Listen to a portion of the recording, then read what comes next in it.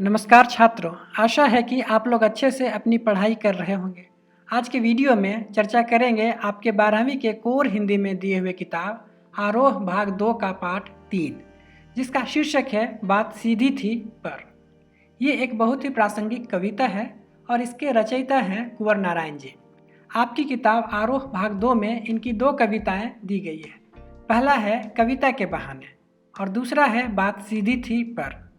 कविता के बहाने हम अपने पिछले वीडियो में व्याख्या कर चुके हैं, इसलिए आज इस वीडियो में हम बात सीधी थी पर पे चर्चा करेंगे। हर बार की तरह इस बार भी अच्छी तरह से समझने के लिए हमने इस कविता को निम्नलिखित भागों में विभाजित किया है। पहला भाग आपको कवि के बारे में बतलाता है, दूसरा भाग कविता के सारांश और भाव पे केंद्रित है, तीसरा भाग कविता को विस्तार से बतलाता है और चौथा और अंतिम भाग इस कविता का निष्कर्ष बतलाता है। तो आइए पहला भाग से शुरू करें। पर चूंकि हम अपने पहले वीडियो में कुंवर जी की व्यक्तिगत जिंदगी, उनकी रचना और उनको मिले पुरस्कार और सम्मान पे चर्चा कर चुके हैं, तो उसे दोहराने का कोई मतलब नहीं है। इसलिए हम अपने दूसरे भाग से शुरू करते हैं। कविता में कथ्य और माध्यम के द्वंद्व उकेरते हुए भाषा की सहजता की बात की गई है। हर बात के लिए कुछ खास शब्द नियत होते हैं, ठीक वैसे ही जैसे हर पेंच के लिए एक निश्चित खर्चा होता है। अब तक जिन शब्दों को हम एक दूसरे के पर्याय के रूप में जानते रहे हैं, उन सब के भी अपने विशेष अर्थ होते हैं। अच्छी बात या अच्छी कविता का बनना सही बात या सही शब्दों से जुड़ना होता है, और जब ऐसा होता है तो किसी दबाव या अतिरिक्त मेहनत की ज़रूरत नहीं होती है, वह सहूलियत के साथ हो जाती है। तो कुंवर जी इस कविता के माध्यम से कहना चाह रहे हैं कि किसी बात को कहने के लिए ज़्यादा कठिन शब्द या फिर कुछ अतरंगी शब्दों का प्रयोग जरूरी नहीं है। इसे आप जितना आसान शब्दों में और एक सरल वाक्य में कह दें उतना ही अच्छा है, क्योंकि शब्दों के जाल में फंसने से अभिव्यक्ति की सुगमता और अर्थ दोनों ही नष्ट हो जाता है। खैर, तो आइए अब तीसरे भाग को देखें। यहाँ हम कविता को विस्तार में समझेंगे, लेकिन इस कविता की तारतम्यता को बनाए रखने के लिए हम पहले एक बार पूरी कविता का पाठ करते हैं, फिर हम आपको इसके पंक्ति के साथ अर्थ भी बता देंगे। तो कविता कुछ इस तरह से है। बात सीधी थी पर एक बार भाषा के चक्कर में जरा टेढ़ी फंस गई। उसे पाने की कोशिश में भाषा को उल्टा पलटा, तोड़ा मरोड़ा, घुमाया फिराया कि बात या तो बने या फिर भाषा से बाहर आए। लेकिन इससे भाषा के साथ साथ बात और भी पेचीदा होती चली गई। सारी मुश्किल को धैर्य से समझे बिना मैं पेंच को खोलने के बजाय उसे बेतरह कसता चला जा रहा था, क्योंकि इस करतब पर मुझे साफ सुनाई दे रही थी तमाशबीनों की शाबाशी और वाह वाह।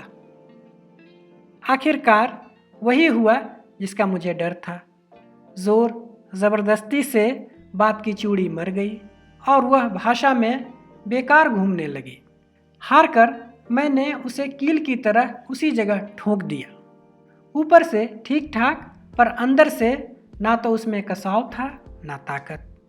बात ने जो एक शरारती बच्चे की तरह मुझसे खेल रही थी, मुझे पसीना पूंछते देखकर पूछा, क्या तुमने भाषा को सहूलियत से बरतना कभी नहीं सीखा? तो ये था कविता। अब आइए इसके पंक्ति के साथ अर्थ को देखते हैं। तो इसके पहले पंक्ति को लेते हैं। बात सीधी थी पर एक बार भाषा के चक्कर में जरा टेढ़ी फंस गई। उसे पाने की कोशिश में भाषा को उल्टा पलटा, तोड़ा मरोड़ा, घुमाया फिराया कि बात या तो बने या फिर भाषा से बाहर आए। लेकिन इससे भाषा के साथ साथ बात और भी पेचीदा होती चली गई। इन पंक्तियों में कुंवर जी कहते हैं कि वे अपने मन के भावों को सहज रूप से अभिव्यक्त करना चाहते थे, परंतु समाज की प्रवृत्ति को देखते हुए उन्होंने इसे प्रभावी भाषा के रूप में प्रस्तुत करना चाहा। पर भाषा के चक्कर में भावों की सहजता नष्ट हो गई। कुंवर जी कहते हैं कि मैंने मूल बात को कहने के लिए शब्दों, वाक्यांशों, जिसे इंग्लिश में फ्रेज कहते हैं, वाक्यों आदि को बदला, फिर उसके रूप को बदला तथा शब्दों को उलट पुलट कर प्रयोग किया।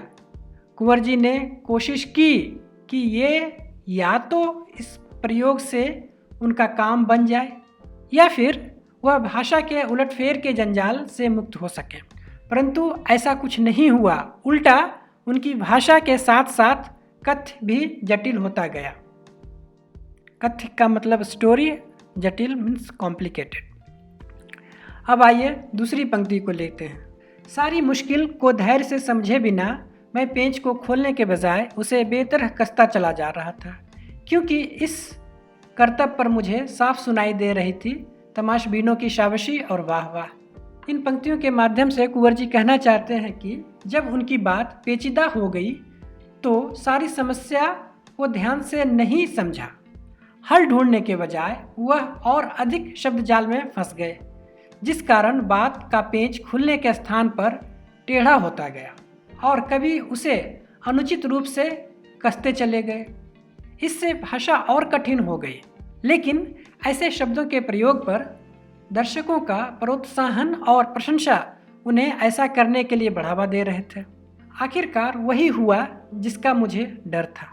जोर ज़बरदस्ती से पात की चूड़ी मर गई और वह भाषा में बेकार घूमने लगी। हार कर मैंने उसे कील की तरह उसी जगह ठोंक दिया। ऊपर से ठीक ठाक, पर अंदर से ना तो उसमें कसाव था न ताकत। बात ने, जो एक शरारती बच्चे की तरह मुझसे खेल रही थी, मुझे पसीना पोंछते देखकर पूछा, क्या तुमने भाषा को सहूलियत से बरतना कभी नहीं सीखा? इन पंक्तियों से कुंवर जी कहना चाह रहे हैं कि वे अपनी बात कहने के लिए बनावटी भाषा का प्रयोग करने लगे। परिणाम वही हुआ जिसका उन्हें डर था। जैसे पेंच के साथ जबरदस्ती करने से उनकी चूड़ियाँ टूट जाती है, उसी प्रकार शब्दों के जाल में उलझकर उनकी बात का प्रभाव नष्ट हो गया और वह बनावटीपन में ही खो गया। उसकी अभिव्यंजना समाप्त हो गई। अभिव्यंजना मीन्स एक्सप्रेशन। अंत में कुंवर जी जब अपनी बात को स्पष्ट नहीं कर सके तो उन्होंने अपनी बात को वहीं पे छोड़ दिया। जैसे पेंच की चूड़ी समाप्त होने पर उसे कील की तरह ठोंक दिया जाता है। ऐसी स्थिति में कवि की अभिव्यक्ति, दैट इज एक्सप्रेशन, बाहरी तौर पर कविता जैसी लगती तो थी, परंतु उसमें भावों की गहराई नहीं थी, शब्दों में ताकत नहीं थी। कविता प्रभावहीन, इनइफेक्टिव हो गई। जब वह अपनी बात स्पष्ट न करने के कारण परेशान हो गए और उस परेशानी से आए पसीना को पोंछने लगे, तो यह देख बात किसी शरारती बच्चे की तरह उनसे पूछा कि क्या तुमने कभी भाषा को सरलता, सहजता और सुविधा से प्रयोग करना नहीं सीखा? कुंवर जी का इस कविता के पीछे का उद्देश्य, जो वे अपने भाषा की उलझन को सुलझाने की कोशिश कर रहे हैं, वे कहते हैं कि अच्छी बात या अच्छी कविता का बनना सही बात या सही शब्द से जुड़ना होता है, और जब ऐसा होता है तो किसी दबाव या अतिरिक्त मेहनत की ज़रूरत नहीं होती है, वह सहूलियत के साथ हो जाती है। आशा है कि इस सरल व्याख्या से आप लोग समझ गए होंगे कि ज़्यादा कठिन शब्दों का प्रयोग करना भाषा को अर्थहीन बनाने के बराबर हो सकता है। तो इस वीडियो को हम यहीं समाप्त करते हैं। अगले वीडियो में एक नई कविता के साथ फिर मिलेंगे।